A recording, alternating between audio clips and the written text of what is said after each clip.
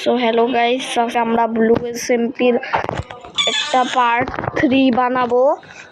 So আমাদের blue এসএমপির part 3 আসতেছে। So তারপরে পার্ট 4ও চলে আসবে। আগের বারে ব্লু এসএমপিতে অনেক তাড়াতাড়ি পার্ট 4 পর্যন্ত বানাইছিলাম, এবারে অনেক দেরি করে পার্ট আসতেছে। সো এটা পার্ট 3। আরে লোডিং হইতে এত সময় লাগে কেন? ভিডিওটা একটু অফ রাখি। সো গাইস, এখন আমরা ব্লু এসপিতে জয়েন করে ফেলছি। আজকে আমরা বাসায় কিছু ফার্নিচার দিব। সো রাত হয়ে গেছে, আমি আগে ঘুমায় পড়ি, তারপরে কিছু ফার্নিচার দিব। ঘুম থেকে উঠে গেছি। সো এবার আমি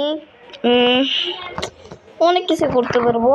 সেখানে একটা অ্যাকোয়ারিয়াম বানাবো ভাবতেছি ব্লু এসএমপিতে। যেমন ব্লু এসএমপি বলতেছি, পিকোনগরে যেমন একটা আমি অ্যাকোয়ারিয়াম বানাইছিলাম, ভাবতেছি যে তেমন একটা অ্যাকোয়ারিয়াম বানাবো।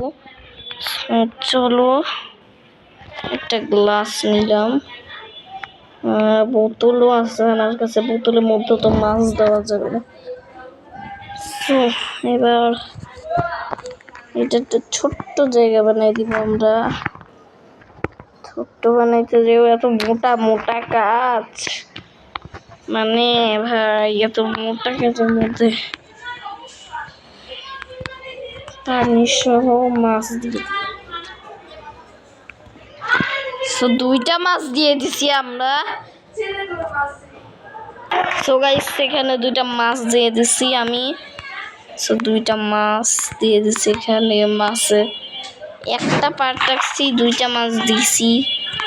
সেইখানে ব্লু এসএমপির মাছের অ্যাকোয়ারিয়াম বানানো শেষ। আরো অনেক রকমের ফার্নিচার বানাইতে পারবো আমরা। এটা একদম দেখেন, এটা একদম পানি সহ মাছ দিয়ে দিবে। একদম নর্মাল একটা মাছ দিবে না, একবারে পানি সহ মাছ দিয়ে দিবে। সো এখানে এইদিকে কতগুলো বিড়াল আছে। হাই, যদি আমি বিড়ালের মাঝখানে একটা খাই। আবার বেটাইছিল, সেটা ভালো লাগে।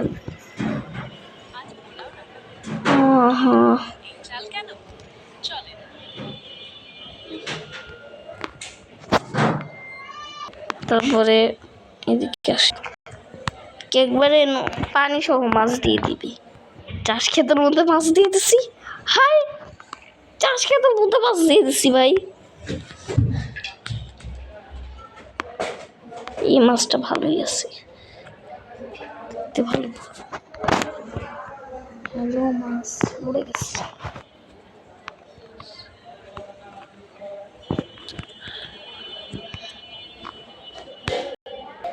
সো গাইস, এখন আমরা ঘরের আরো ফার্নিচার দেওয়া লাগবে। আমাদের ঘরে ফার্নিচার দেওয়া অনেক বাকি আছে।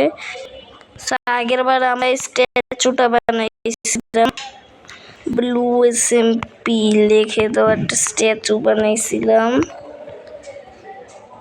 তো আজ পরের পার্টে আমরা স্ট্যাচুটাকে আপগ্রেড করব। সেটা হলো আমাদের ব্লু পার্টে। এখানে মাছ দিয়েছিলাম তুত্তুরে ফালতু। সো এবার আমরা এখানে আরো কিছু ফার্নিচার দিব। জাস্ট একটু ভিলেজার আমার ঘরে কেন আসে? ভাগ ভাগ, আমার ঘরে ভিলেজারের জায়গা। এটা তোদের জায়গা? হ্যাঁ, তোদের জায়গা। এটা একটা দরজা বসানো দরকার ভাই। এক কাজ করি, আমি আয়রনের দরজা বসাই, তাহলে কিছু হবে না। তাহলে ভিলেজারও ঢুকতে পারবে না। তো আয়রন ডোর আর ভিলেজার খুলতে পারবে না। এখন এই ভিলেজারটাকে বের করা লাগবে, কারণ লাগবে। আর না গেলে তো শেষ পর্যন্ত মারাই লাগবে। যা যা, বের হ বের হ বের হ বের হ। হ্যাঁ রে, যায় না, এরা মারাই লাগবে মনে হয়। মরে গেছে। ওকে, সো এবার একটা আয়রন ডোর বসে দিই। ওকে, আয়রন ডোর আবার ইয়া দিয়ে খুলে। বাটন দিয়ে খুলি, বাটনটা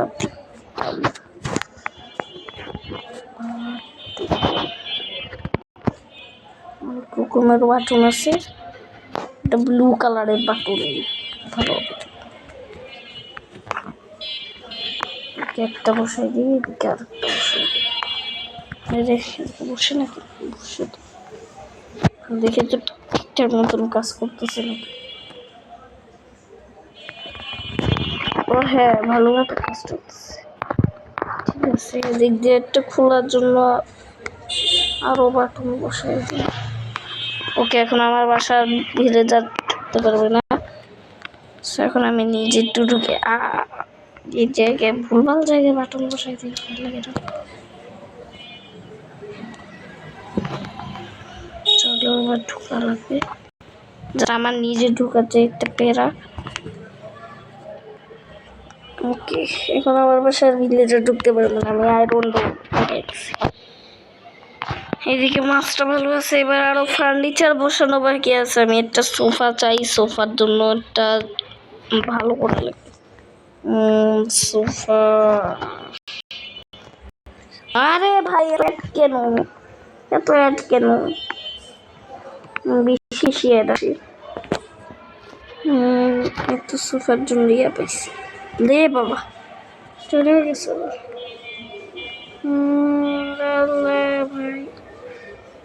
এখানে ব্লু ইয়ে নাই, এটা আছে ব্লু কালারের সোফা বসাবো, সোফা বসে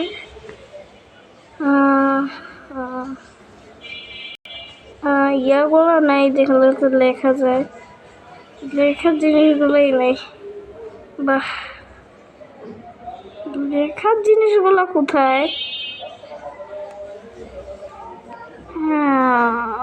একটু পাইছি, জানলে আর ভাই লেখার জিনিসগুলো কোথায়? আমি একটা পান্ডা স্পুন নিয়েছি। রিয়েল সত্যিকারের কি মাইনক্রাফটে কোনো পান্ডা আছে নাকি? দেখি তো পান্ডা হয় নাকি মাইনক্রাফটে, দেখি তো। ও হয়তো, এটা তো আগে থেকেই জানি। ও আচ্ছা, ভুলেই তো গেছিলাম, এটা পান্ডা তো আগে থেকেই জানি যে হয়। হ্যাঁ, বাড়ি কি ফার্নিচার দিব ওটাই বুঝতে